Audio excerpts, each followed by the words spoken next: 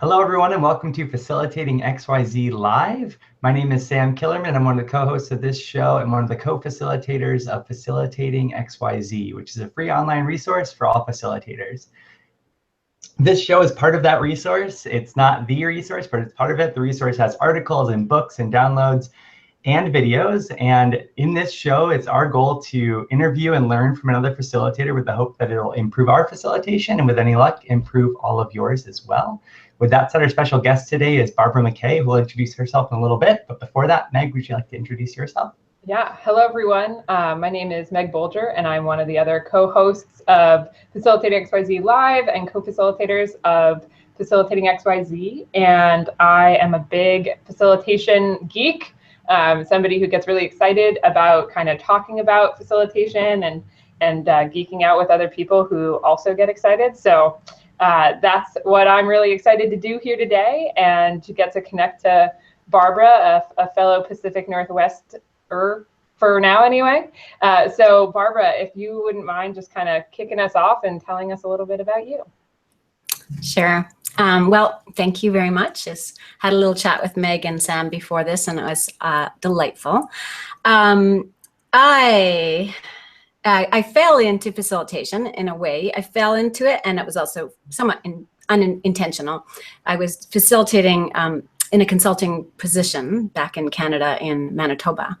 And I was doing a lot of kind of unskilled, untrained facilitation with Indigenous tribes. And when I left that job, it was a very difficult job for me in the sense of my heart was really with the work of the tribes, and I was being asked to kind of write environmental impact statements. And the work was, it was literally killing me. I got really sick. And so I took some time off, and this is in the mid-90s. And I kind of did this timeline, not even knowing that that was a technique that facilitators use, but I got out a giant piece of paper and drew a line across it and did like all the key events in my life, and I put happy faces and sad faces beside each one, right? And I went, oh my God, I think I'm a facilitator, but I don't even know how you'd get a job as a facilitator, right? So I just put on my business card, Barbara MacKay. And then my mom, actually, I held a little focus group and invited my mom to participate. My mom helped me. She came up with North Star Facilitators. I didn't want to use my name. I wanted a company that would last a long time, and I love nature. I've spent a lot of time in nature. Nature's always been a solace for me. I care deeply about the planet. And so I spent a lot of time looking at the sky. In fact, today the sky is incredible out in the Northwest. I don't know if you noticed, Meg, but so that's how I started, and I haven't looked back ever since. It's been an amazing journey. Barbara, what were some of the smileys or sad faces on that timeline when you plotted it out that pop in your mind now that may have informed the way that you facilitate, or may have informed, or may have like led to you to becoming a person who wanted to be a facilitator? Wow, that's I'm going back and I'm trying to imagine what I put on as smiley faces, and I was raised in a family of 5, so I kind of looked after my younger brothers and sisters. A slew of them came after me. I was 4, and then a slew of them came, and so I realized that I liked helping them get along, collaborate. And then I worked in a very liberal church, and I ended up kind of being the president of the youth group. And at that time there was sort of, we have a generation called the baby boomer, and I am part of that generation. And there were a lot of kids. It's like, the youth group was like huge. It was like 60 to 100 people. And I got to be president of it. I was scared stiff, but I really enjoyed that. I put a happy face beside that.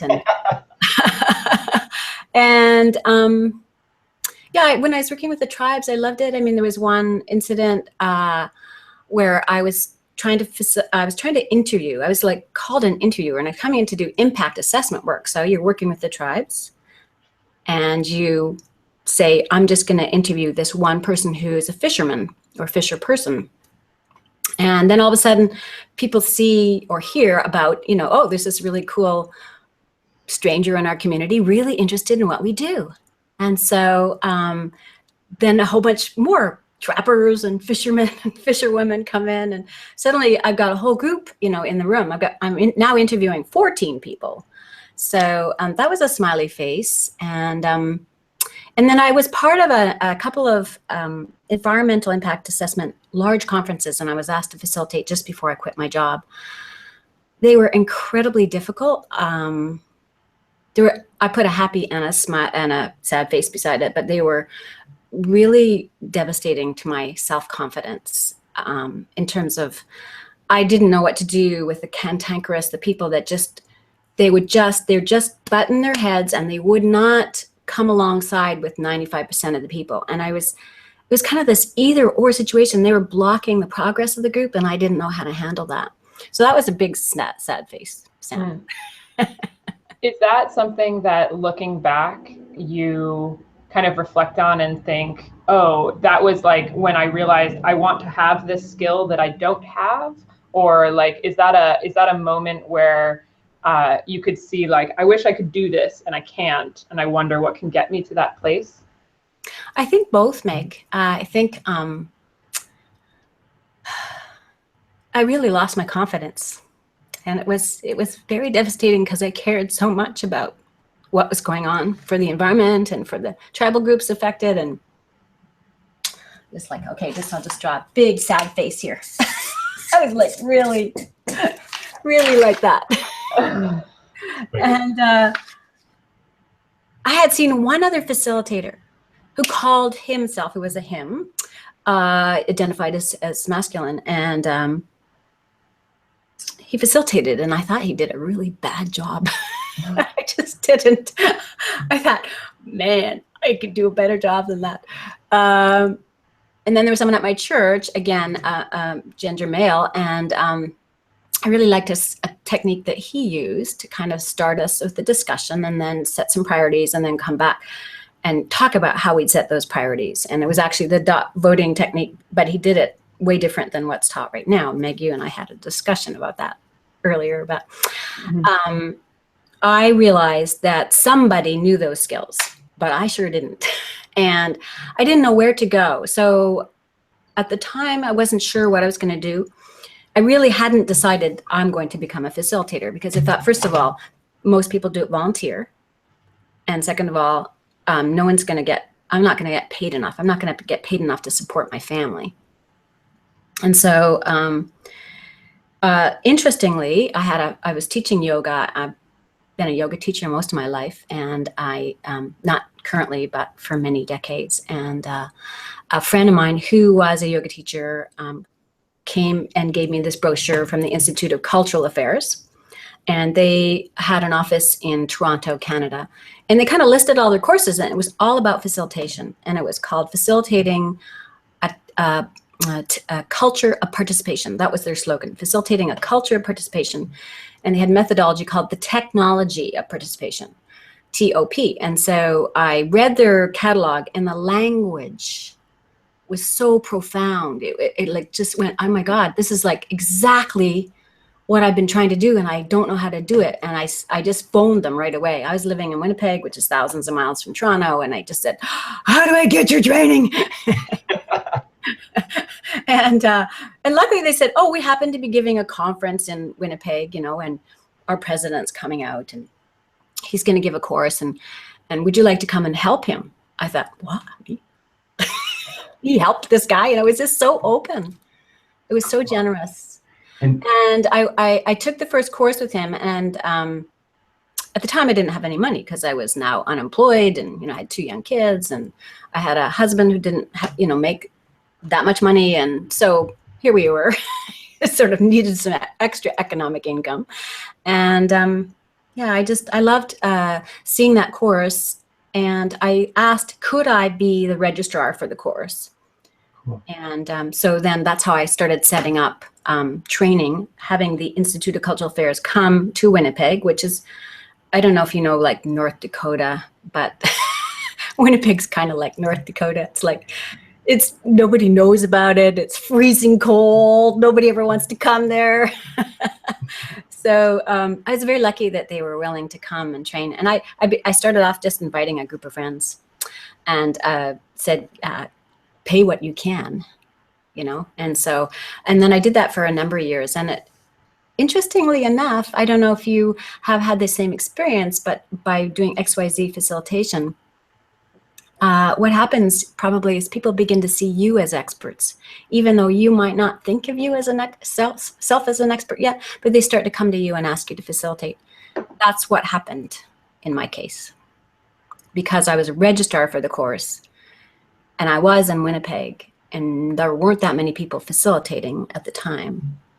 I began to be asked to facilitate, and I was scared all the time, but I thought, well, I have a few tools now. Well, let's go out and try it.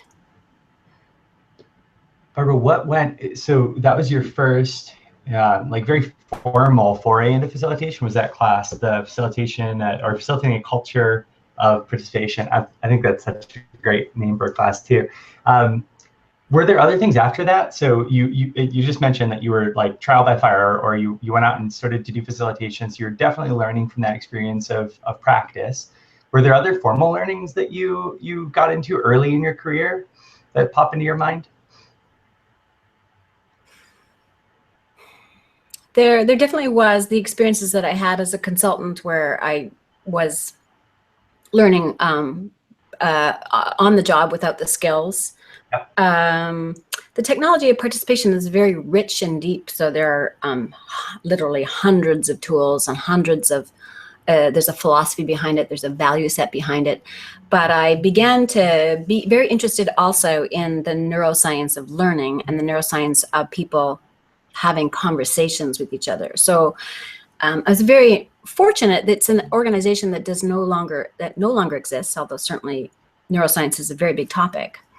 But in the late 1990s and early 2000s, there were some conferences called accelerated learning conferences, and I used to attend those regularly. And then I started using all of that methodology in my facilitation. And it's very powerful because, you know, you're trying to engage the brain-body connection. And yeah. Can you give us some examples, or like, so it sounds like there was like a whole field, or kind of like that language of accelerated learning like meant something to a lot of people. Can you tell us a little bit about that? Yeah, let me just first of all share a tool that's pretty well known right now, and I'll just draw a diagram of it, but you probably have seen it, called mind mapping. Yes. Uh-huh. Okay, so for those of you who aren't familiar, there's a central concept, and it's a little bit like that. And so mind mapping was one of the tools used in accelerated learning. The use of music and how it taps into a certain part of the brain and creates coherence between the heart and the brain. If you have 60 beats per minute, and then it's called the Mozart effect by Don Campbell. There was the emotional intelligence people were attending those conferences and presenting at those conferences. So the whole EQ theory started there, and Daniel Goleman's work. And there was Candace Pert, who talked about the molecules of emotion, and Win Wenger, who talked about the importance of visual. And so that's where the learning styles sort of caught fire, and now it's controversial again. So I've been trying to explore what people are worried about in that learning styles. But if you think about a process facilitator, those tools are being applied greatly sometimes in the educational field. But what if you had the whole group produce a mind map on a topic where they had a lot of wisdom and you just wanted to capture it super quick? And so you went, okay, here's your topic. What do you actually know about it? And everybody just like zips off. Okay, well, we know that, historically, and you see history, and then you have branches. And so it's in 20-minute period, you've captured visually. So you're using the visual participation format as well as the auditory participation format. And so, and kinesthetic was really important to me as well, because our energy levels go so low when we're dealing with very hard concepts. So what can you do to reinvigorate and help people kind of almost get rid of all the negative emotion that they're processing? So what can you do? So I do brain gym, and I learned brain gym at the accelerated learning conferences. And so that was fantastic to suddenly infuse my technology participation methodology with accelerated learning.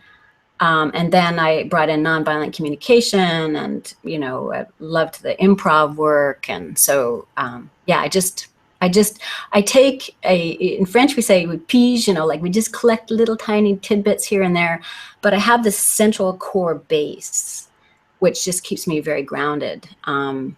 And it's not only my meditation and yoga practice, but it's the technology participation value set, where it's one of profound respect for every person and idea in the room. That's awesome. You just mentioned it, Barbara. I'm wondering if you can speak a little bit to the yoga teacher / meditation practice, especially years of that, and how, because you were doing that before you were a facilitator, is that right? Yeah. How has that helped your facilitation? Or even a more specific question would be, how do you think you drew on those skills early in your facilitation career in ways that potentially saved you or your participants from some harm or from some negative outcomes? Can you actually repeat the second question, Sam? Because I was still thinking about the first one, like, you know, how that's informed. And what's the second one? It's very profound. I'd love to hear it again. Yeah. In what ways was your yoga teaching background or your meditation practice, in what ways were those useful when you first started facilitating? In what ways did you draw on your learning from those experiences that may have prevented you from doing harm with your participants, or from being harmed as a result of one of your negative, maybe a negative or not so positive experience?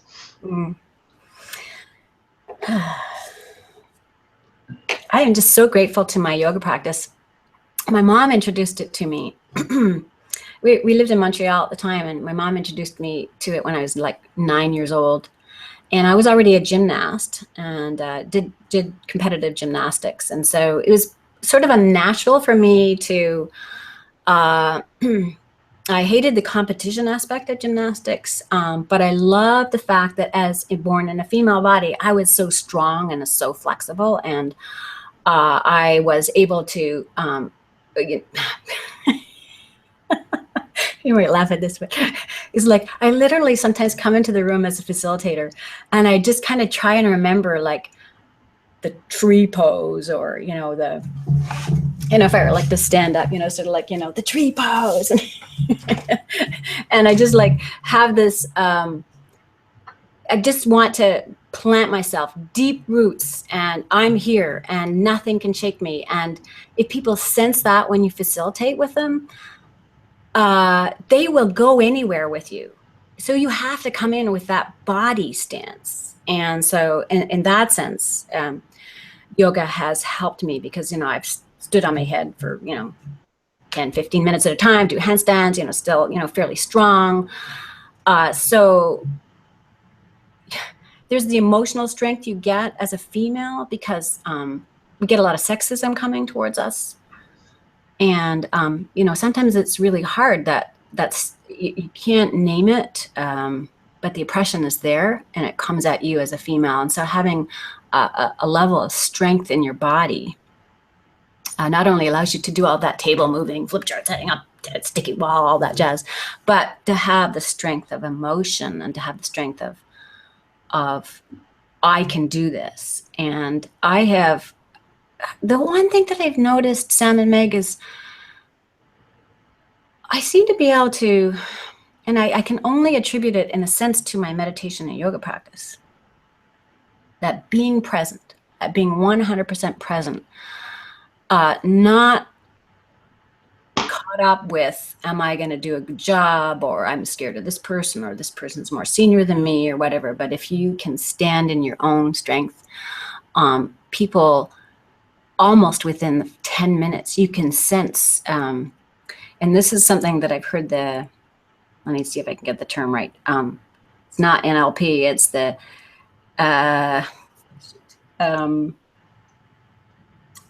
interpersonal neurobiology, INPB or something like that. I don't know if you guys have heard of that, but interpersonal neurobiology. One of my practitioner people that I really impressed with is Sarah, I'll look up her name for you. I get her blog, but anyway, she does a lot on interpersonal neurobiology, and she says that you're not only trying to create your own heart-brain coherence, and by that I mean, I'm happy to actually demonstrate it for you if you want, but what I mean is that your brain waves might be going like this and your heart might be going like that. So you got two different sets of waves going on. When you are in those two different states, you're not coherent, and that actually reduces your ability to actually process information, offer information, be super effective with your ideas. And so what you want to do is get people into heart-brain coherence, not only with themselves, but with each other. And it's like, it's amazing when people are in heart-brain coherence together. I'm sure you felt it. There's this like synergy that happens, and boom, people are right there. They're able to handle the tough, I won't swear, but you know what I mean, S-H-I-T. Feel free. And they, you know, they just are. And if you can create that in the first 5 or 10 minutes, sorry, Meg, go ahead. Oh no, I was gonna ask. I mean, I do think so you were touching on a couple of different things, the like being fully present yourself, having the group be present or kind of all synced up with themselves and with each other. Are there concrete ways that you like try to make that happen in the first 5 to 10 minutes? Like specific activities or specific language that you use that you try to put kind of share into the room to create that space? Yeah, it's such a great question, because I've been trying to figure it out, because I see it happening more and more. So I'm going, you know, like, so what am I actually doing? And so I never work alone. I always try and work with someone from either different generation from me, or different race from me, or different class from me, or different gender identity from me. And I think that's really important for people, one, to see that you're creating some safety in terms of the diversity of your facilitator team. I'm pretty aware that white, middle class, female, educated is the norm in my generation's facilitators.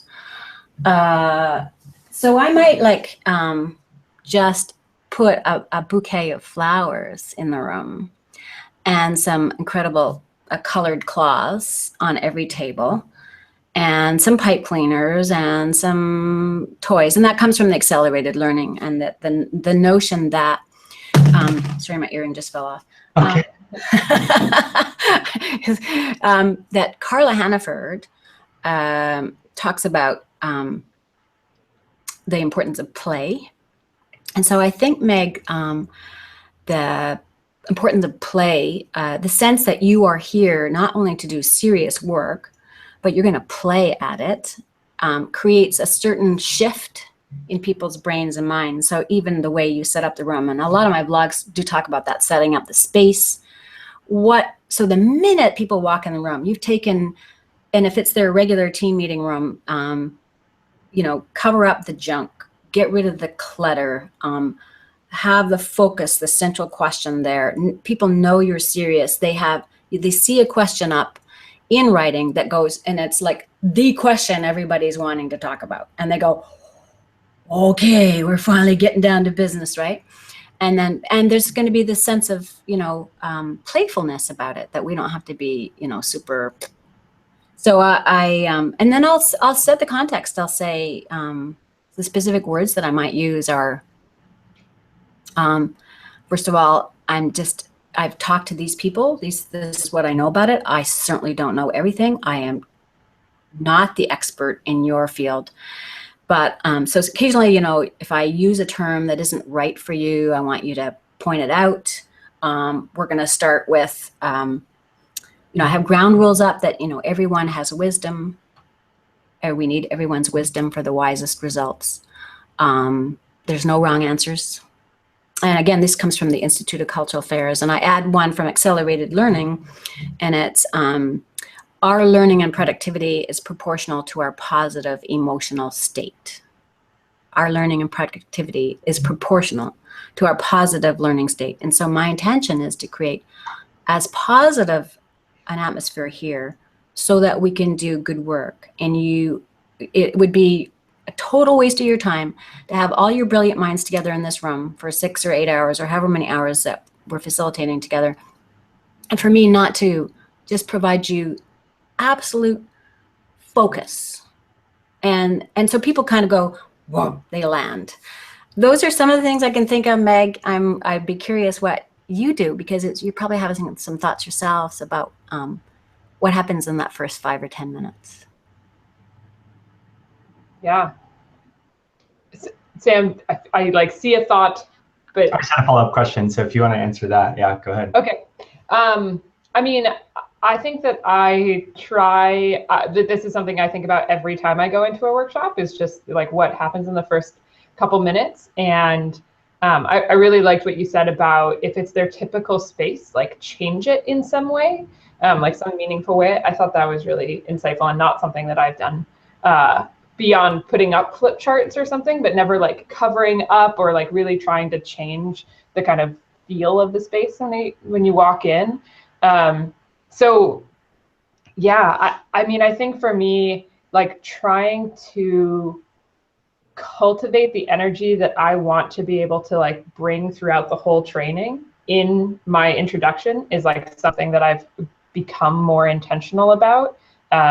There was a time where I basically was saying one thing and feeling something completely different, and it completely derailed the rest of the training. So I think since then I've tried to really make sure that if I'm saying like, I'm really excited to be here, that like, I am actually really excited to be there. And if I'm not excited to be there, then like, or I'm feeling something else more presently than just saying, you know, I'm excited for the potential of like the work that we can get to today, or like I'm really interested to hear what you all have to say on this, because you know there's so many different ideas and thoughts, and I'm really interested to like get into it. So we're gonna go ahead and do that. Like, but actually just trying to remain true to whatever is real for me, rather than just saying like I'm really excited to be here, even if that's not true, because I think that will shine through. Yeah. Yeah, I love that. I love that. It reminds me that I might also share that I'm scared, or like I'm nervous. It's a topic that, you know, feels very technical to me, or it's a topic where I know a lot of emotion, you know, a lot of you might be feeling some strong emotions. And I'm going to do my best to kind of honor the emotions and make sure that we all feel safe in this space. But I'm nervous. So let's start anyway. You know, we're all nervous. And then everybody kind of laughs, right? I can remember a university job we did, and there was a bunch of faculty that were not going to get tenure position anymore, and they were in the room, and they had just found out like the day before or something. And so they're basically going to, having spent many years at the university, we're no longer going to be there. And we had to acknowledge that elephant in the room. We couldn't, you know, like we know this is going to be super hard for some of you, and we just want to honor that it took a lot of courage for you to show up here. Yeah. Yeah. Robert, are there ways that I think a lot of people agree that acknowledging the elephant in the room is important. And I think that even though a lot of people acknowledge that, they may not actually do it, because sometimes when you acknowledge the elephant takes over, right? The elephant dominates the room, and then we can't talk about anything else but that elephant for the next, if you have 6 hours, 6-hour training, or 8 hours, or if it's multiple days, whatever it might be. So in your experience of acknowledging that elephant, are there ways that you've done that have helped and that you think others could learn from? Or on the flip side, sometimes people like to answer questions from the times that they haven't gone well and let other people like mine the learning from it. Ways that you've done that where it didn't go well, and maybe we could learn from that mishap. Well, you've used the word training in that, and I'll go back to the fact that I'm talking about. I will address if it's a training and you have been contracted to deliver a certain amount of content. It's a different situation than if you are a process facilitator and you've been asked to deliver a certain decision or recommendation. Or let's go with just the process facilitator. I think a lot of people use this like language like training, facilitation, workshop interchangeably, and I wasn't using it intentionally in that case. So let's go with exactly what you do. Okay. So I have to ask myself, and so yes, I have had times when I haven't had the courage to name the elephant in the room, or I haven't necessarily been given permission to do that. And I sense there's some people that will potentially be really hurt. And especially often it's the actual person who hired me that everybody's like mad at, and they're blaming the leader, right? And so the elephant in the room is the so-called leader, but people are unaware perhaps of that leader's responsibilities or roles or sort of underlying issues that cannot be shared, for a lot of different good reasons. So the bad scenarios is when I'm just kind of like skimming over the surface. I feel like, yeah, I can feel it in the room. Oh, this doesn't feel good. And I'm like, and and then I ask a question, and people they sense my fear. They know I'm afraid, and they won't go there with me. So that comes back to that presence again. Like, can I root myself deeply enough to go, you know what, I can do this. I can take these people through this. And the most important thing I can do, it's not derailing the agenda. It's actually, this is the thing that's going to unlock everything in this organization. And so I have to actually ask myself, what is the most useful thing I can do for this group? And sometimes you don't know until you're about an hour or two in. And you go, oh, this is where I'm going to swear again. Oh my gosh. Oh yeah, that's why this is happening. And so then you do your heart brain coherence technique, or you take a bathroom break, or you call a break, or you talk with your co-facilitator, which is why I love to have a co-facilitator, because sometimes they have courage where I don't. They'll say, yeah, we need to do that. And I go, oh, really? Okay. I'll back you on that.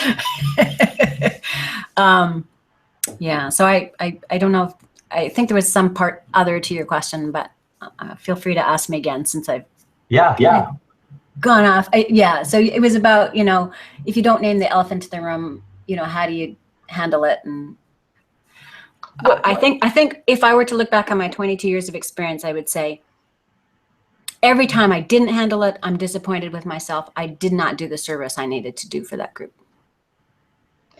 What I'm wondering, Barbara, is like so I don't know if you can do this, but you let me know when I ask the question. Like, what is the fear voice, or what is the self-talk internally of like, if I do name it, this is the thing I don't like. This is the reason I don't want to do that. Like, this is the internal monologue of fear. And then I'd love to know, like, alternatively, when you are like, I am going to name it, I'm going to do that, like, and I know that that's going to be a good thing. Like, what are the self-assurances that you give yourself to know that that's the right thing? Yeah.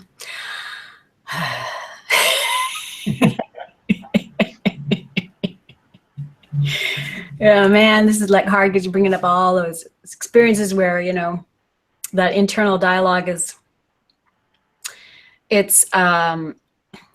so the internal dialogue goes a little bit like this, Meg. Okay, is this the point where I name something that was named to me in a confidential interview, for example? And how can I name it in a way that no one's identity is compromised? So that's going through my head. And then if it's about the ones that scare me the most are when it's about the leader, and that person has contracted with me, and I know that I'm doing the leader a service and the group a service if I can help them stop blaming the leader.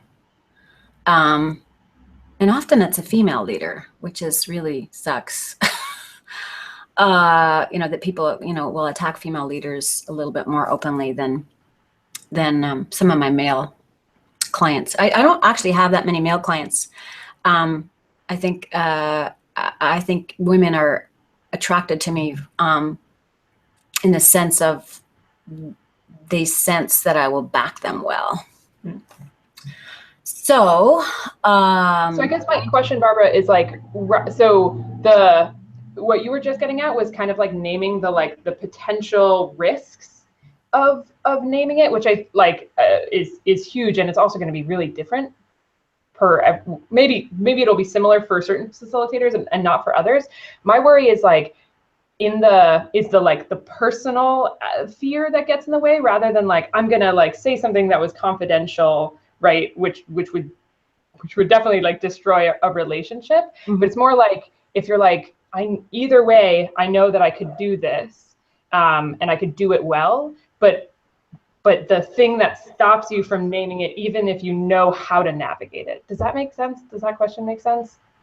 Well, I got hooked on your words, your own internal fear.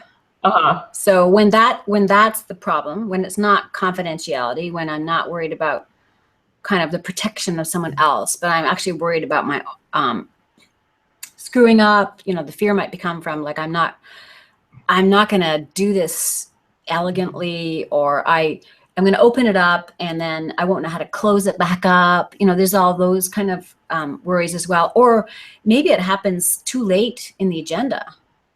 And there's kind of, you literally are going to have to shut down, close the agenda in half an hour, and then something really big happens.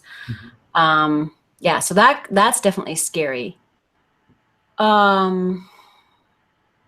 So Meg, would you say your question is kind of how could I talk to myself? How could I talk myself through the fear?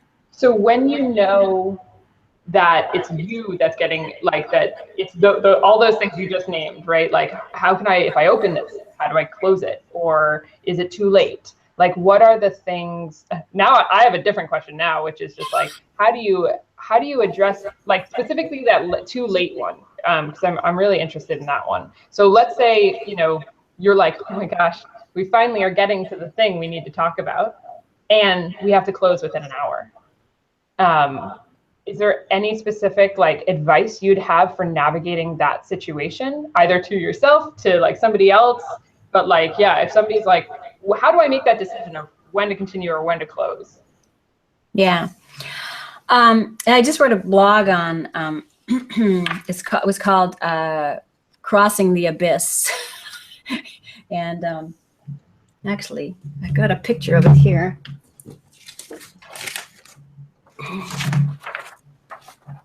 Here's the abyss. And you can see, you're the facilitator. You're standing here. Sorry, I'm too close to my mic. Running a running leap, and you've got to get the group across here, and you've only got an hour to do it. So you got to take them down this valley, and you got to get them to some future state, or you got to get them to some better state. And there's a model that I've been exploring lately that I really love called Theory U. And it comes out of MIT, and is a kind of an online MOOC, massive online, whatever it stands for, course. And they once a year they open it up to the global community, and I've taken a couple of those, and I'm actually reviewing a manuscript of the team that wrote. Is going to give a nice overview of the model. But the bottom line is it's a bit like this, is where you're taking a group through to the bottom of this U. Sorry, this is a long answer to your question. So the other day I had only, we were supposed to end at 4. And at 3:35, I felt like, wow, we're kind of at the bottom of this abyss. And they started backtracking a bit, and I got 25 minutes. What the heck am I going to do? And so in Theory U, they talk about this being the presencing stage. And so I actually asked the group to go and take a 10-minute break. And I said, this is a very specific break that I want you to take. Here's the question. I want you to go away and contemplate this question. You can sit down and you can journal about it. You can leave the room and go for a walk, but you're incubating this question. And when you come back, because I know you know the answer to this, I know you know how to dig yourself out of this particular valley hole.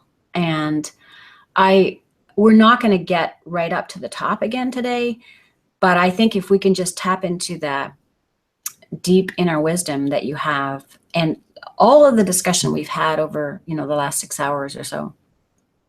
And so I did. They came back in 10 minutes. I had them sit in a circle. I had them write it down and share it out loud if they were willing, and it will be in their document. You had them write down the answer to the question and share it loud if they're. Yeah, and it was really beautiful.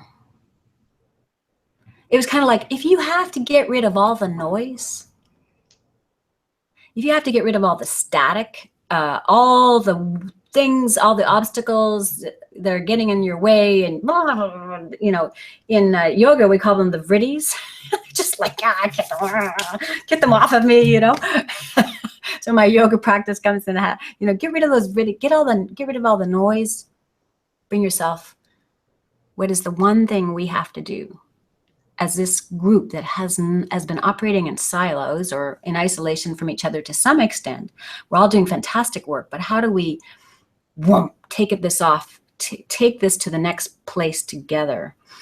And and so it's a nice way of closing when you have very little time, Meg. I haven't always been successful in doing that, but I was quite pleased with myself. And luckily I had a very wonderful backup facilitator who was giving me great ideas, all day long and beforehand. And, and she was, she was backing me really well. Barbara, what are some ways that you create opportunities and trainings for you and your co-facilitator to share ideas with one another? Some ways that I create trainings? No, create opportunities in the facilitation for you and your co-facilitator to share ideas with one another.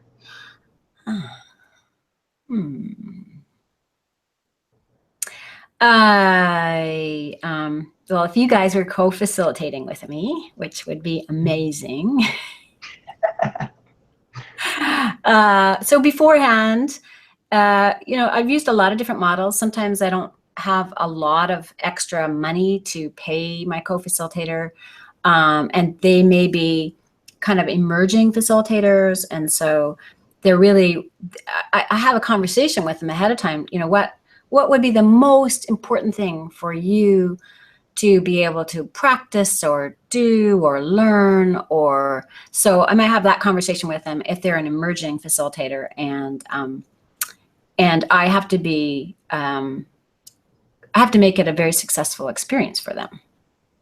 And so they might say, I'd just like to help you set up and do the flip charts, and if they say that, then I'll say, well, I'd actually like you to do more than that. I'd like you to be involved with the design. So they may not be on the initial call with the client, or however we've engaged with the client around the design, but I will take really good notes and share them with them. And then I'll say, let's actually co-design. Let's actually figure out what the key agenda pieces are. And so we'll do that. You and I, you guys, if you're helping me, we co-design, we'd go back and forth. Maybe there's a tool that Sam, that I don't know, and you think it would be a good application at this particular junction. And then we write out the guide together. Quite often my co-facilitator, if they want more practice, they'll write out the detailed guide, and then we'll go over it together.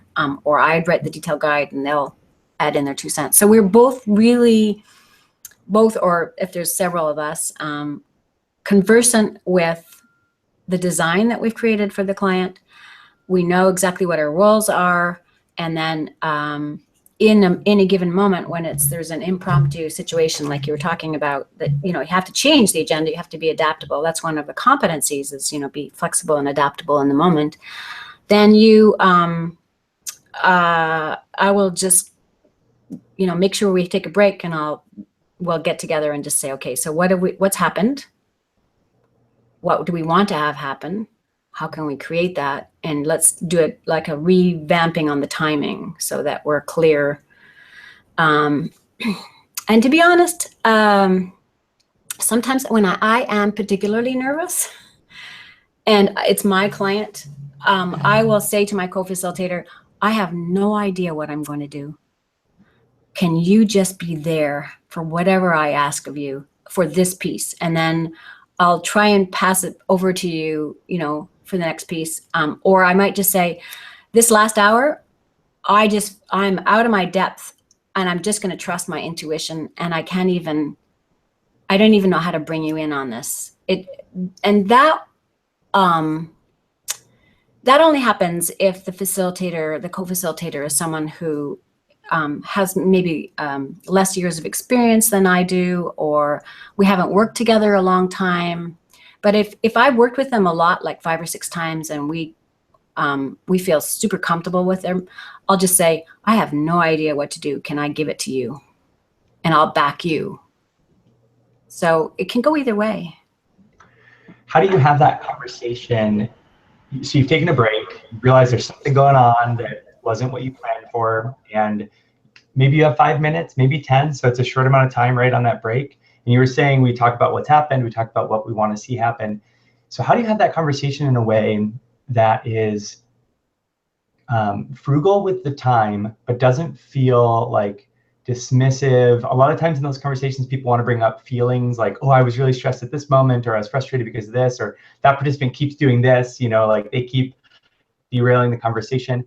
How do you do that in a way that's respectful of the time, but doesn't like shut down the co-facilitator and really focuses on those plans? Does that make sense? Yeah, it does. And so I'm part of a community that does peer counseling with each other, and we listen to each other. And so that's really helpful, because we know the difference between, feelings and, okay, focus here. So like, and so we might even like just say, okay, and you got 1 minute to share your feelings. I got 1 minute, and we'll go off into the hallway, and we'll just go, like, or cry or laugh or whatever, nervousness. And so we'll, try and find a release for those feelings, and then say, okay, so now let's go back. And this is the technology of participation. What's at the objective level. The first level of thinking is like, what's actually happened? What do we see in the group? And it's like, that's 1 minute. And then, and then what is the surprise for us? Or what's kind of intriguing about this? That's the second level. And so, so then what are we going to do? What are some options? Blah, blah, blah.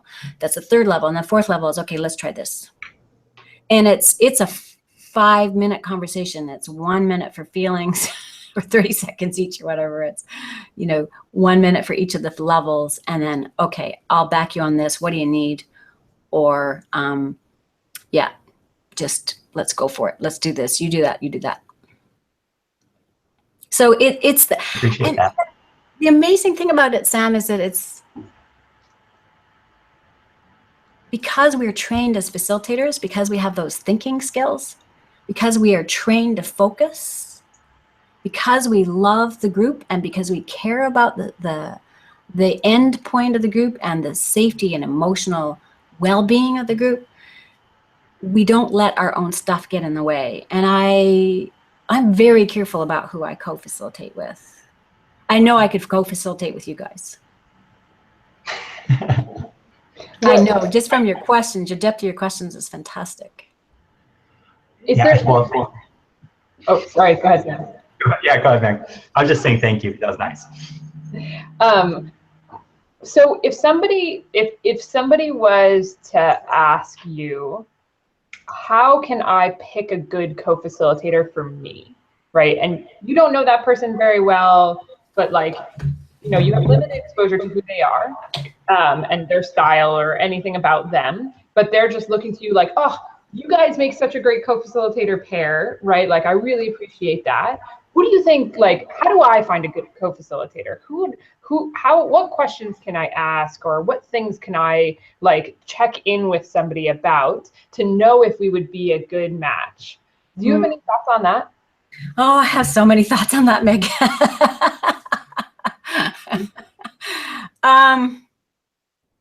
Well, if I were you, I would ask, well, first of all, you want to have something in common, some common tool, some common framework. So I will often really encourage anyone I co-facilitate with to take the technology of participation training, because that's my base, and I'm always going to find that as my home ground, my place. So if we were both using Theory U, I'd want us both to kind of know theory U really well, or dynamic facilitation, or World Cafe, or appreciative inquiry. I'd want you to be grounded in the main framework which you are using. So that would be my first kind of, what framework do you use? You want that person to also be quite different from you, because the group will really benefit from that. They might be like effervescent and bubbly, and you might be more serious, or they might be like a comedian. As long as you both know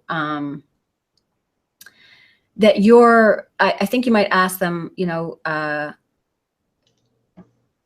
so I'm assuming that it would be for a particular job, and you're sort of interviewing potential candidates for a particular job. And so you might actually ask them about their relationship, or how they're experiencing the contracting client, and how they're experiencing the group. Because in my opinion, our job as facilitators is always to serve the group and not just the contracting client. And so it would be very important to me that my co-facilitator has that same expectation, that our job is to really take care of the entire group, and that even if it means you'll never get hired again, which sometimes happens to me, I'm not gonna do harm, as I think Sam or Meg, one of you said earlier. I'm not gonna do harm to the group to save a client's reputation or something. And it doesn't mean that I'm going to do everything I can to respect and honor the leader, but ultimately I'm thinking about the group. And the way I find co-facilitators is often the people come through my training, and I say my training, but it's the Institute of Cultural Affairs training. I offer that as a public course on a regular basis. And I also actually sent out an email in 2009, I sent out an email to about 10 or 12 people, women and men of different generations, different ethnic backgrounds than me, different religious backgrounds, different gender backgrounds, etc. And I said, I have only met you briefly, but I really want to co-facilitate with you. Would you be willing for us to come together as a cohort? And our cohort still exists today. Cool. We have been to each other's life ceremonies. One of our cohort members actually passed away at age 35 of a brain tumor. Several others have had children. It's been beautiful. And we love each other. So I would say, Meg, make sure you can love your co-facilitator. It's a high bar. It's not one necessarily that is easily achieved, but I think it's a good perspective to kind of maintain, Right. I think there has to be like a really deep respect between you, that you're not competing, that you trust each other a lot. And so those would be my two criteria, that, you trust each other's wisdom and skill, and that you're not competing and you're serving the group. Great question. I love that. I could probably chat about that all day. Just minutes ago, how sometimes serving the group will come into conflict with other things. It might come into conflict with protecting the client's reputation, the person who brought you in, versus creating safety for the group. And something we mentioned when we were chatting beforehand was how important you think it is, and we all think it is, the three of us, I think, for us to create a place where we don't hurt that group, or we create an opportunity for the group to be held. Is this, yeah, so with this, I'm wondering if you could speak a little bit about like what you see, or why you see that being important for you as a facilitator, or maybe important for all facilitators, is that their job is for the group, even against other potential influences, or against all odds. Well, first of all, I just want to check them. You're a little pixelated. Am I okay? Do we want to reduce the bandwidth? No, you sound great and good video. So sometimes it'll show differently on different people's cameras. For me, everything's looking good. Okay, great.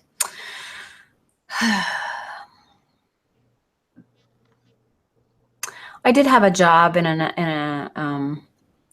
quite a while back, and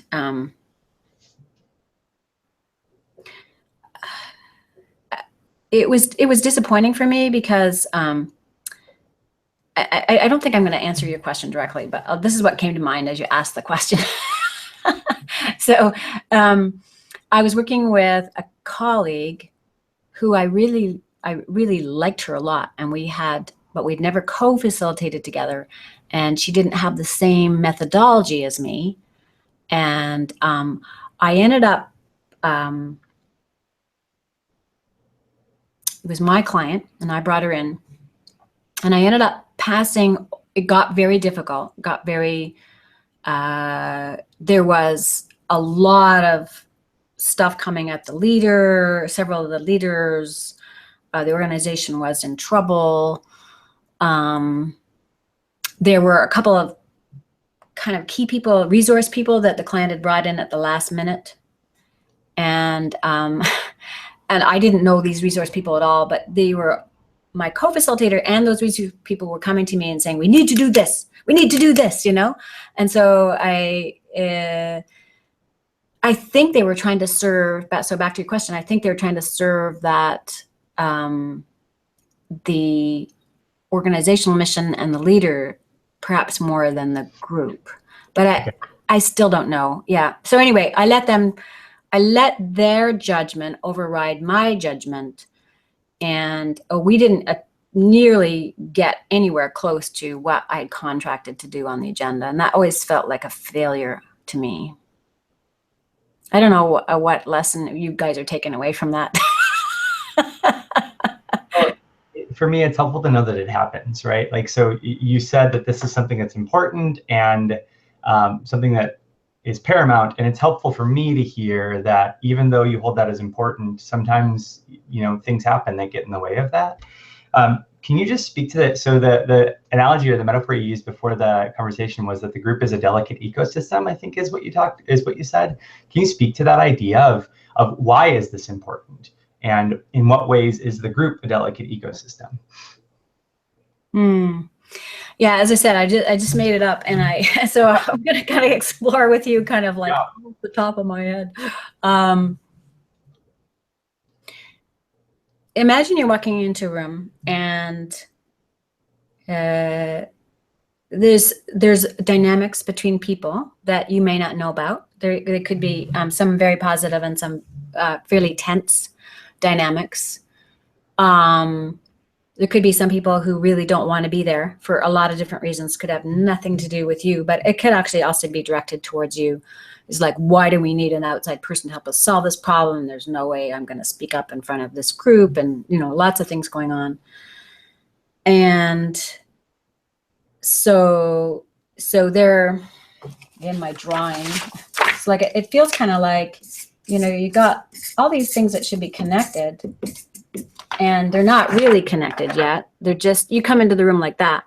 That's the molecules are just kind of moving kind of together, but not really together. And you haven't even had a chance to talk to the entire group at any point. Like, maybe you've only been given access to one person in the group. And because there's a lot of people coming in, like that was my job, you know, last week, I only got to talk to one person in the group ahead of time. And it made me nervous to not know the rest of the ecosystem. In hindsight, I probably could have pushed a bit further, but it was very difficult. It was a tight timeline, and it was very difficult for my client to actually reach out to this group because they had been operating quite separately from each other.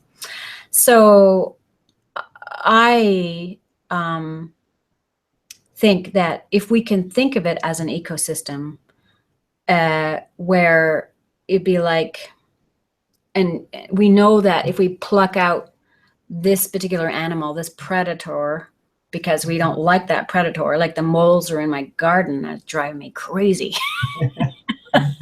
And like, you know, but if I take that mole out of my garden, where does he or she go? I think it was just one, but it was doing extensive damage. And So I don't know the whole ecosystem. So and that's why it's really nice to have one or two other co-facilitators are kind of watching parts of the ecosystem that you cannot watch because you're focused on a particular activity or a particular conversation or a particular dynamic. And there's something going on over here in the other part of the ecosystem that is swirling around and disconnected, but your co-facilitator might pick that up.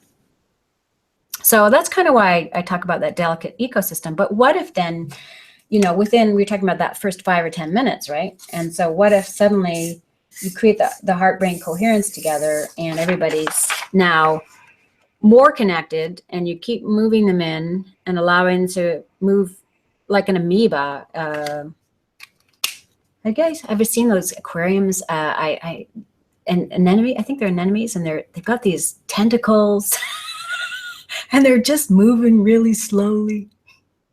But they seem to be sort of just moving within their own ecosystem and doing quite well, actually. Yeah, so I don't know. What do you guys think? What's your experience of a group being like an ecosystem?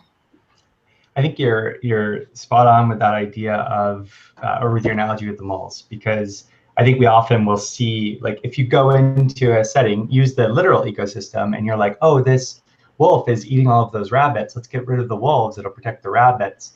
But we don't know what the long-term effects might be. And what we've learned in actual ecosystems is that removing one part, if it's an actual part of that ecosystem, has the ability to destroy the entire thing. It'll cause ecological collapse, and the whole ecosystem will collapse because of that one inartful but maybe well-intentioned removal of one of these parties or one of these organisms.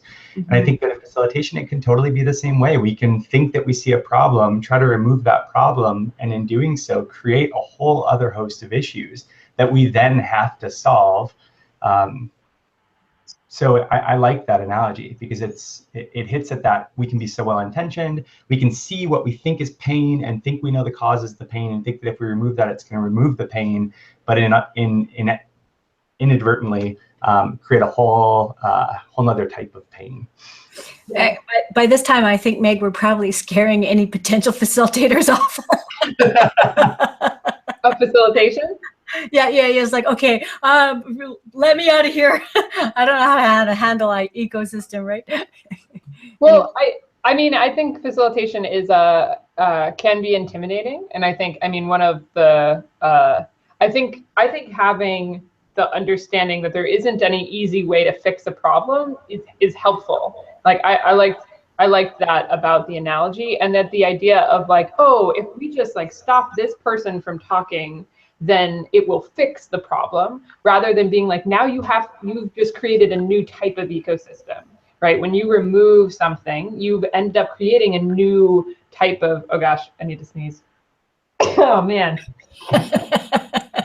That's unfortunate. But you've ended up creating a new ecosystem, right? It's not just that you've removed that one like problem, you end up creating a whole new thing. And I think that that's important for people to realize, because I know when I started facilitating, like I sometimes still kind of unfortunately have the belief, oh, if I address this one problem, or if that person just stops sharing, or if we just like talk about that elephant, then we can move on, as if it won't kind of create its own consequences. So I think it's important for people to know there isn't an easy fix to any one element of the ecosystem being off balance. Thank you.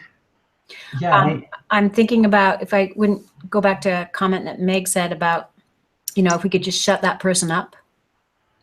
At the beginning, you said that if we could just stop that person from talking. Mm-hmm. But what if you, as a facilitator, could just ask a really beautiful question, like, it might even be a phrase like, I'm a bit confused about that comment that you just made. I heard you say these exact words and you repeat them. Can you say more about, what your experience is with that? Or I'd really like to know how you're connecting that with this. And then suddenly that can be the thing that opens everything up. I had one example where we were doing a historical timeline, and we were putting up data events, on half sheets on the wall, and kind of like the timeline I was talking about at the beginning, where people put historical events in their organization and in the world and in their industry or field. And so there was this piece of data up on the wall that said the Dion incident. This is so long ago that I'm pretty sure that it was stuck in my mind forever.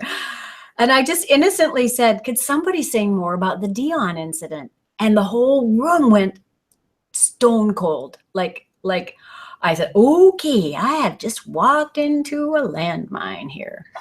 And so I just sat down and I said, at first I was still a bit clueless that I had walked into a landmine. So I just said, it doesn't need to be anything big, just a couple of words.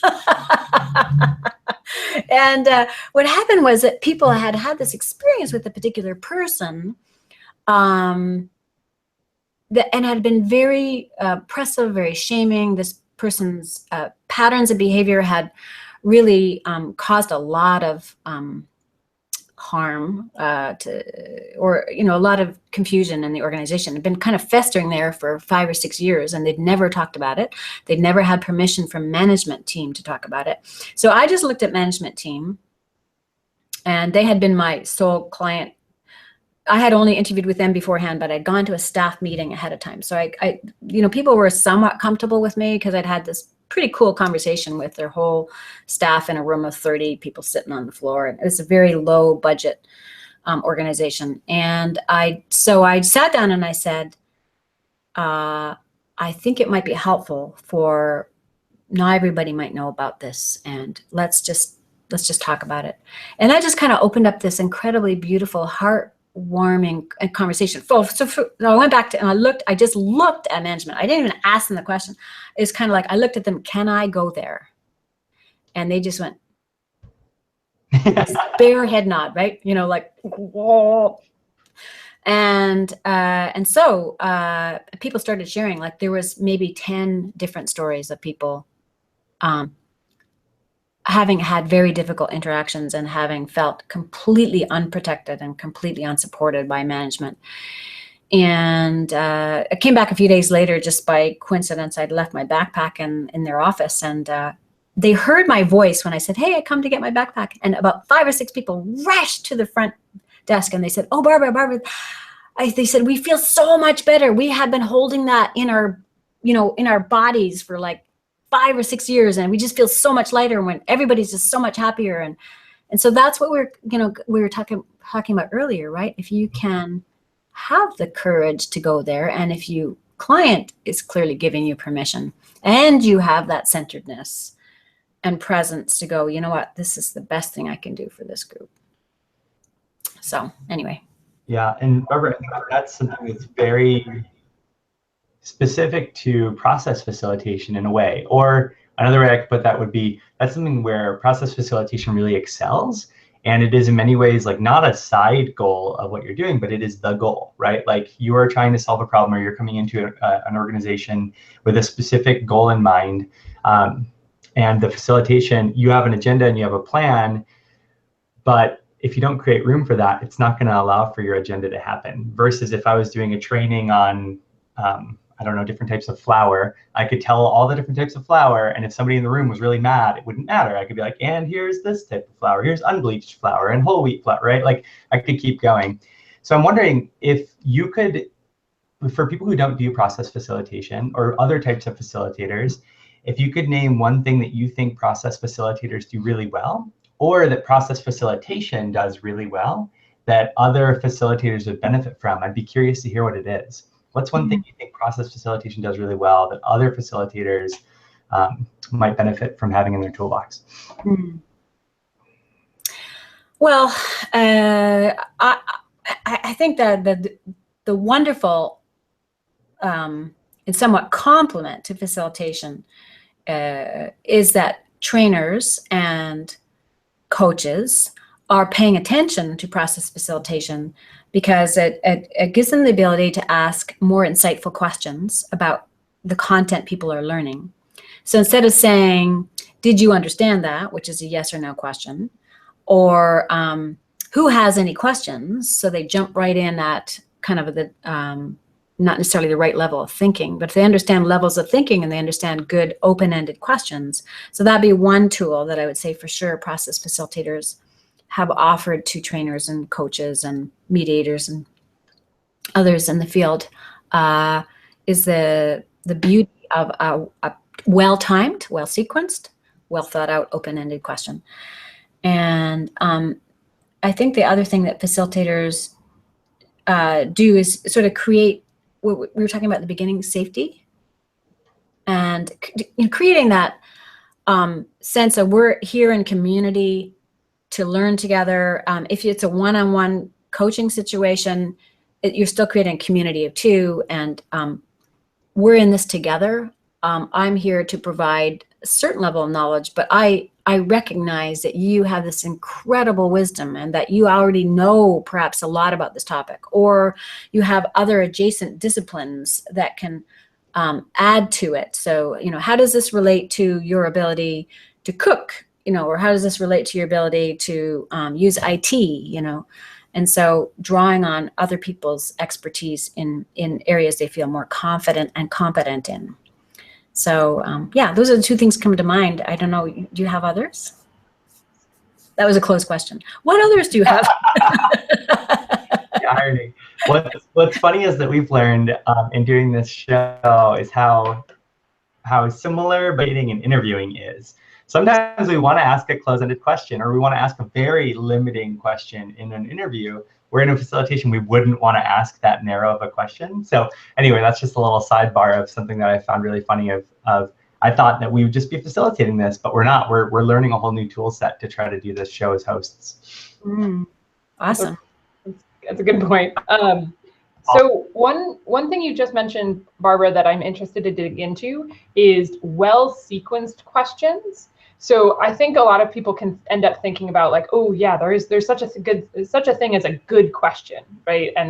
And what I'd love to know is if you are watching somebody and they have really good questions, but they don't have a good sequence or flow to their questions, what things would you encourage them to like think about or consider in how they're sequencing their questions? It's not just the questions, it's also the sequencing. So what would you encourage them to consider in sequencing questions? Well, if you haven't sort of taken training in a particular methodology, like the technology participation has 4 levels and Edward de Bono has 6 levels of questions, and nonviolent communication has 4 levels, not always questions, but if you look at, so the bottom line is you only need to know there are naturally 4 levels of thinking, and they go in this particular order. And so you could learn that, number 1. 2, you could try out your conversation on the intended audience, like a sample of the intended audience. If I'm doing like a very large gig and I go, whoa, there's no way I can waste 100 or 200 people's time on the wrong question, right? And so, and when I say the wrong question, I mean the overarching question that we're going to spend like an hour or 2 or 6 hours on. So that's one thing, is finding the right question and testing it out, testing out the answers that you will get. So that's not directly what you were talking about.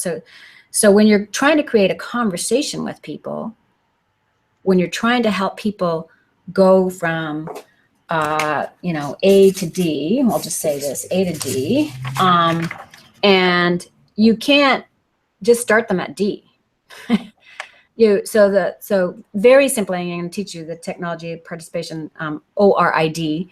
O is objective level. That's just like the facts. Let's find out what we know about this. And if you can get everybody on the same page around the facts, even if it's a conflict, that's really helpful. Like, what did you hear that person say? What did you see? Just as neutrally as possible. Let's get out the what, the why, the where, the who, how long, all those kind of questions. So you try to get the group having the same context at the A level. And then B, if in the ORID method, is like, okay, so now you have facts, you have a reaction to those facts. You have an emotional and or associations with those facts. So I hear, you're going to interview me on XYZ fact. Oh, whoa, that's scary. What am I going to talk about? I only want to do it for 2 hours. Oh my God. So I'm having this like emotional reaction, right? That's my second level of thinking. Or, you know, I remember I was interviewed before by a different group, and that's an association, and that's all the same level. And I am aware that I've done YouTube videos and I've used Google Hangouts. And so I'm kind of going through my experience and calming myself down and like making some associations with ways that I can be effective with your interview. And then the third level is getting down to the meaning. It's the significance. So I've had a reaction to the facts, and now I'm going, whoa, like, how do I want to react to my reaction to the facts? And so we have these little symbols where we go, here, I'm just going to, if this is the fact, my second level is I'm reacting to the fact, and then I'm reacting to my reaction to the fact. I'm thinking about options and why is this important? And then finally, my last level, and I'm thinking about, this is sort of all in a box, I'm thinking about making a decision. My fourth level is I'm thinking about making a decision about my options, my meaning, my significance, about my reaction, and about the facts. And so when you can, and you'll see that model of the 4 levels of thinking replicated in, for example, in nonviolent communication, and you'll see it in De Bono's 6 hats, even though he talks about 6, you know, he separates out the second level into red hat, black hat, red hat, black hat, and yellow hat. So he has actually got 3 hats for that second level. And so what happens is most people in our society, we leave out the second level because we're not really comfortable with it, because it's sort of about feelings and associations. Irrelevant, right? We say in Western society, oh, that's irrelevant. We don't really want to deal with that. It's superfluous. It's not factual. It's not important. So often we come up, Meg, with these great, fantastic questions, but they're at the 3rd or 4th level.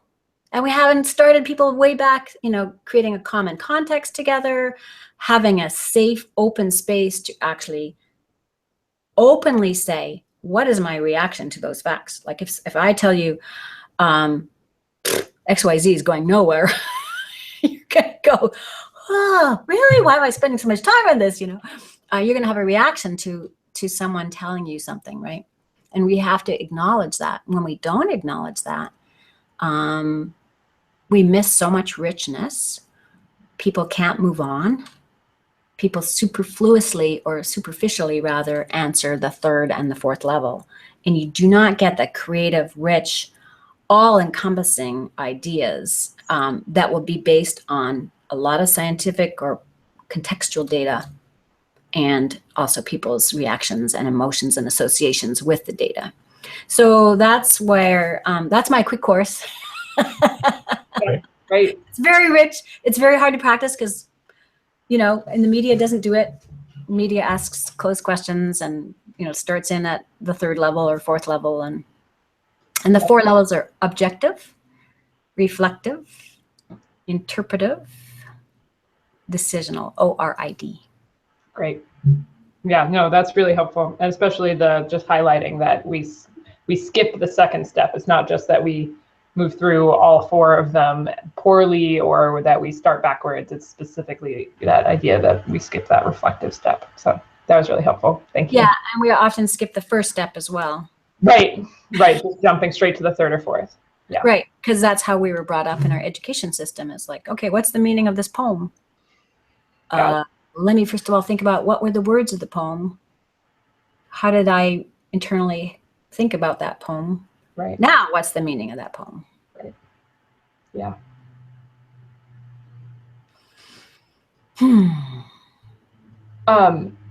So, Barbara, we have a couple of questions, a couple being 10, or around 10, a couple more than that. That's what I should say. We have a couple of more than 10 questions. 1,000 questions. Yeah. 1,000 questions, okay. No problem. As long as you sequence them, I'll be okay. Yeah. That in a very particular sequence, and that we like to ask all of the guests on the show get kind of a range of thoughts and perspectives on them. So I think what we're going to do now is transition over to asking some of those questions. The main difference here is that we aren't going to ask any follow-up questions. So we're going to bite our tongues on following up, and we're just going to ask like each question individually. Translation, be succinct. That is one potential translation. It's also us reminding ourselves that we need to be succinct in asking the questions. So yeah, I guess translation for everybody, be succinct. I was thinking about myself, but thank you. All right, well, Barbara, I've got the first one here. The first one is, what are the 3 words you would use to describe facilitation? Wow, I love that question.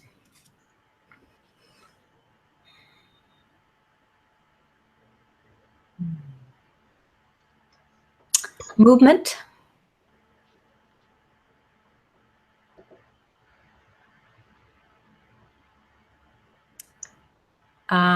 Connection. Connection between ideas and connection between people. And insights. Great. Thank you.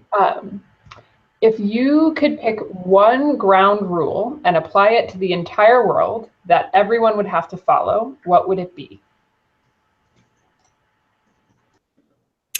I am debating between the, I mentioned someone's earlier, and I think I still love the best is everyone is wise, and we need everyone's wisdom for the wisest results. So I sort of combine two. I like it. But everyone is wise is really the premise. What is something that you still need to be reminded of as a facilitator? I'm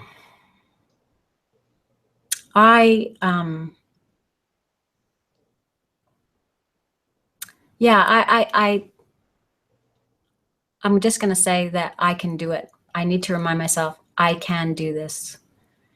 It's very humbling work.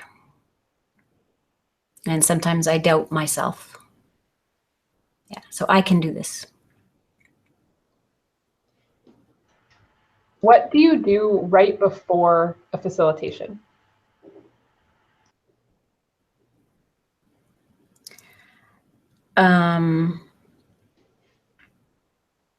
You mean like kind of in this before I even set the room up? Sure. I visualize, often like when I wake up, if I'm doing it that day, that morning, before I even get out of bed, I will visualize the entire agenda design in my mind, and I will just imagine a very successful outcome in terms of how we interact during the day, where people are able to move, and how people connect with each other and the ideas, which come back to my 3 words, and that that I'm very pleased with myself and the group is very pleased with themselves. So I do that visualization, and then often if I'm having to drive there, I will sing. I'll kind of do these vocalizations, like practice my voice getting warmed up, and I'll start to say the opening words to myself, because I know that first sentence or series of sentences that come out where I introduce myself and what we're going to do is really critical. And so I'll practice that in the car, and I will do my heart-brain coherence, which is crossing at the wrists and bringing the hands to the chest. And if I'm driving, it's a little hard, but but often I'll do that before I start and just take a couple of deep breaths, and that will bring my heart and brain into coherence.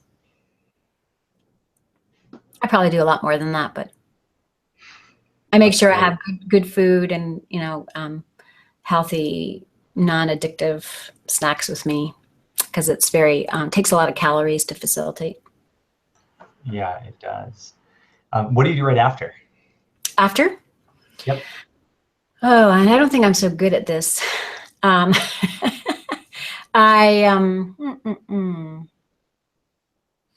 Well, in my earlier years facilitating, I would often debrief with my co-facilitator, or if I didn't happen to have one that day, I would write down a plus minus, you know, everything I liked and things where I wanted to kind of change or shift or, you know, be a little bit more effective. And I made a policy with myself that I would always put more on the positive side than on the negative side. That was really important because it's very easy for me, and I think other facilitators, to be pretty critical about yourself. And so I would lead myself through a reflective conversation using all the 4 levels of thinking.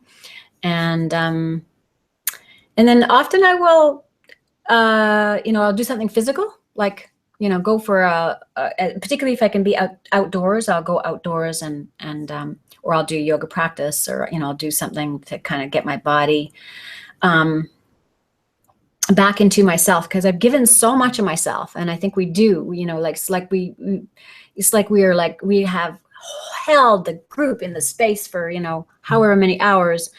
And one of a Heller work technique is where you imagine a hoop on the ground and you stand in the middle of the net and you just draw the net right through over your head, and then you just cast it away. And that's like all of everybody's, you know, stuff. Kind of cleanse it out of your body. Check. Because you have to take in their stuff. You can't hold yourself away from it in order to be effective. Mm-hmm. But then you need to actually say, okay, I've done my work with this group. I can set it aside. What is a piece of facilitation advice that you'd like to give your 5-year-ago self?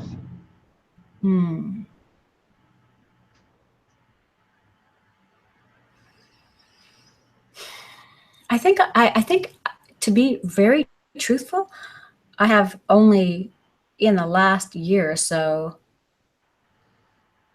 been more consciously competent. So 5 years ago, I would have still been consciously incompetent or felt that way. And I would have said every day, you're doing a good job. You're doing the best you can. You know enough. The best thing possible that you can do is just be present with the group. And you don't have to be super prepared. You can just relax. Saying it like with this tense voice, relax. But just relax. Yeah, if you trust yourself, you know, if you trust your ability to connect with people and stay present, then anything can happen.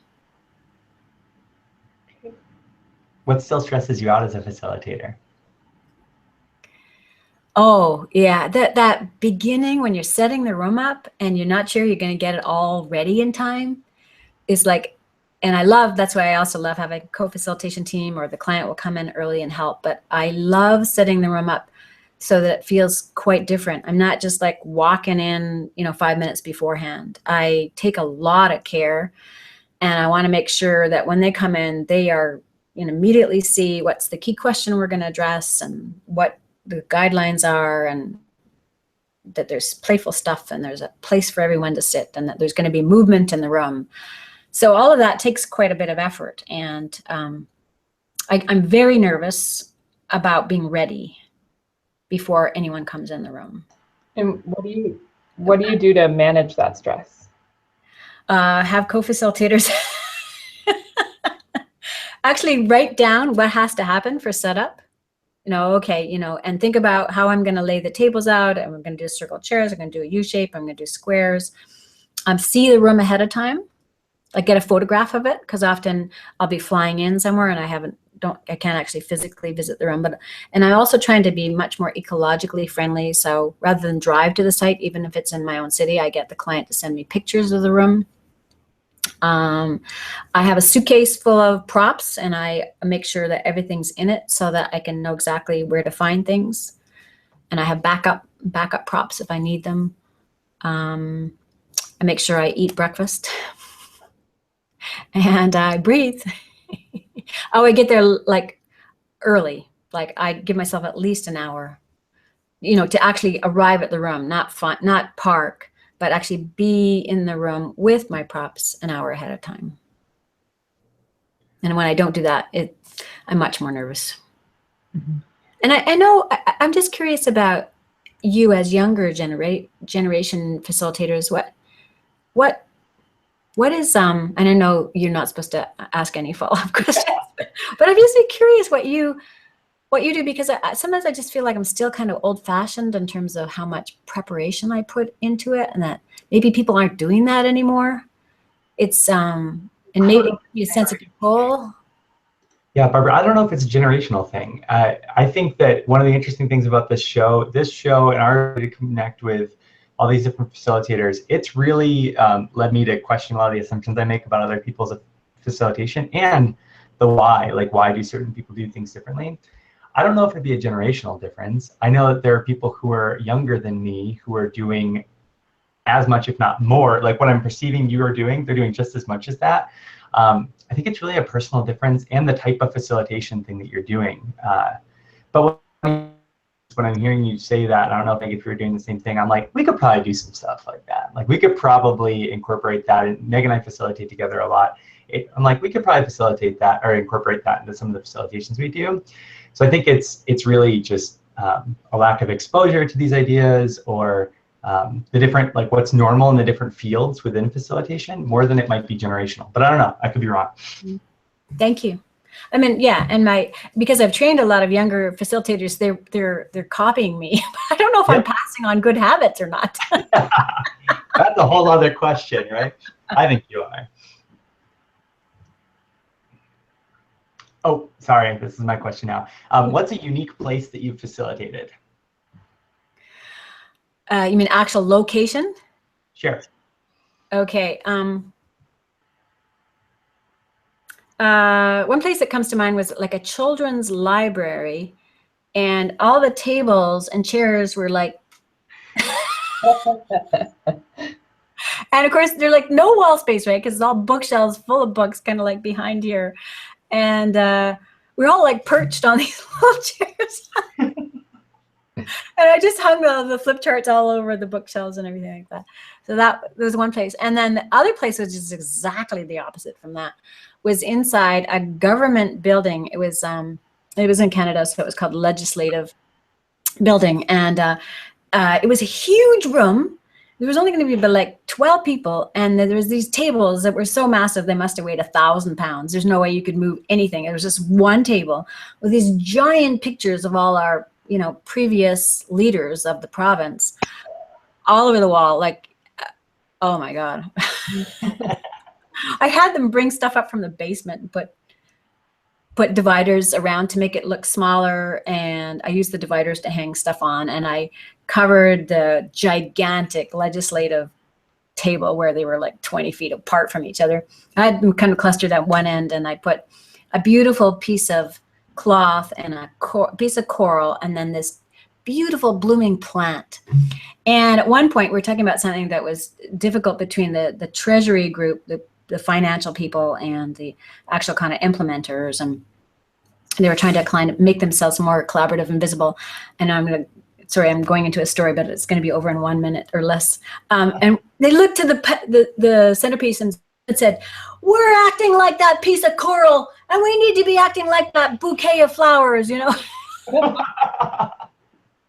it's kind of like this huge aha they had about how they've been operating in such a sterile environment, and that they needed to actually, grow flowers or grow, it's like that ecosystem concept again, right? Where they were just limiting themselves so much. And that's where I used the word insight as one of my words, is because sometimes the decor in the room can actually evoke this amazing insight. Awesome. Thank you. Okay. What is a not directly facilitation related experience you think every facilitator should have? Ooh, that's a hard one. I could list a lot of 10 different things, but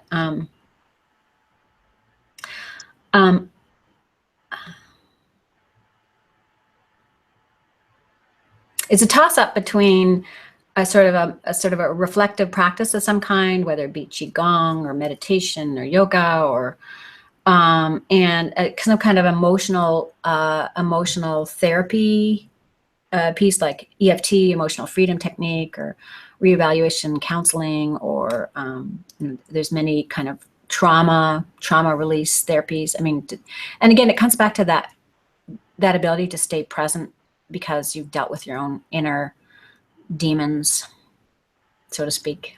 Yeah. Is there a book that changed the way you facilitate? Say that again. Is there a book that changed the way you facilitate? A book.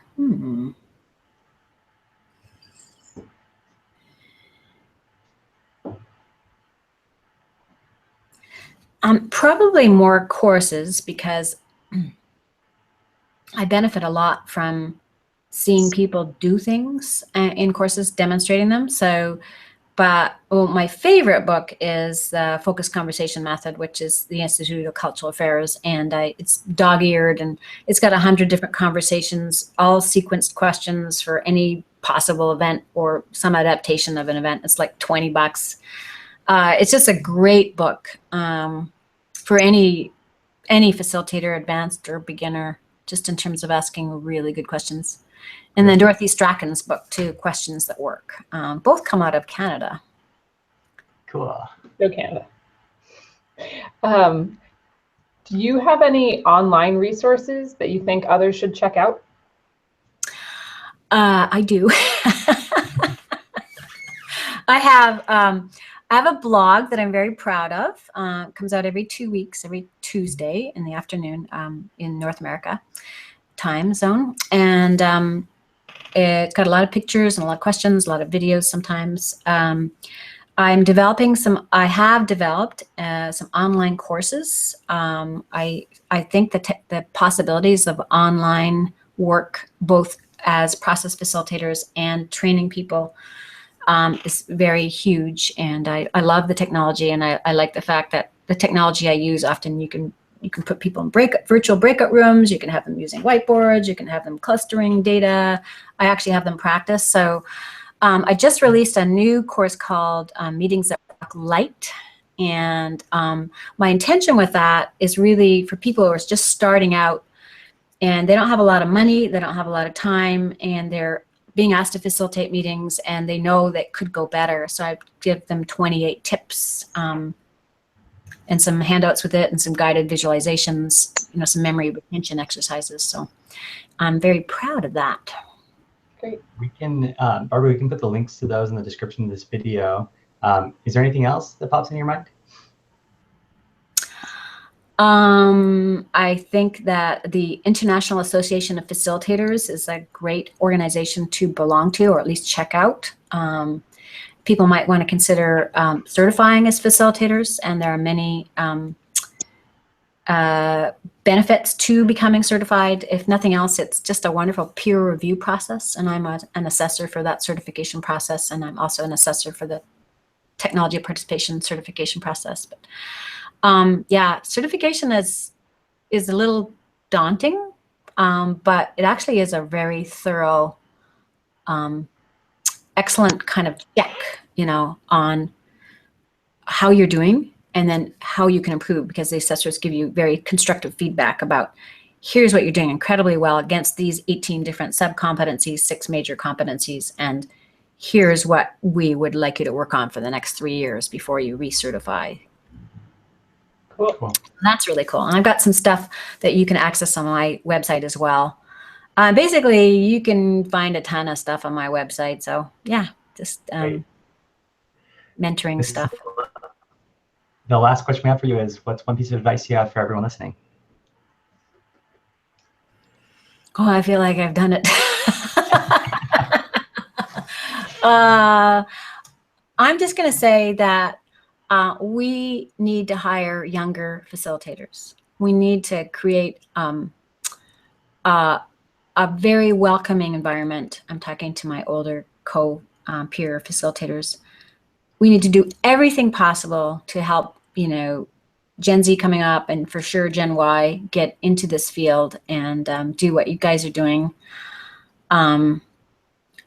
yeah, it's really critical that we, I'm going to probably retire soon just because I don't want to take up any more space.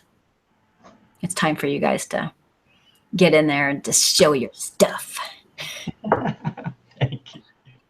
Awesome. Well, Barbara, thank you so much for being on with us and for sharing all of your stories and your insights into your experiences. We really appreciate it. It was just a delight to be with you guys. I hope we can stay connected. And yeah, Meg, if you're ever coming down to Portland, got a place to stay. Appreciate that. My sister lives in Portland, but her 100-square-foot apartment is not so big, so appreciate the offer. Excellent.